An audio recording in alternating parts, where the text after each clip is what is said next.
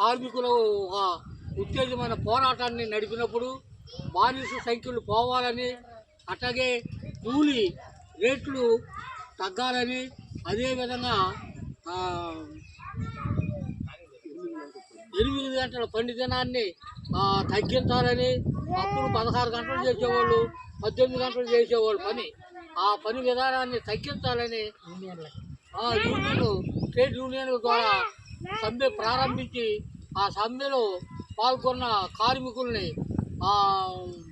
కాల్పుల్లో కొంతమందిని చంపితే దావానం ద్వారా రక్తం ప్రవహించి కాలువలై పారింది.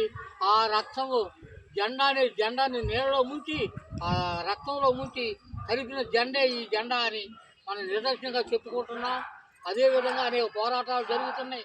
ఆ పోరాటాలకు మద్దతుగా మనం తెలియపరుస్తూ ఆ పోరాటాలు దివ్యంగా కొనసాగాలని, దోపిడీ వర్గాన్ని కూల్చాలని ఉద్దేశంతో పోరాటాలు ముందుకు జరుపుతున్నాం. కాబట్టి ఈ మేడే వర్ధిల్లాలని నినాదంతో ముందుకు నడుస్తున్నాం. జోహార్ అమర వీరులకు, జోహార్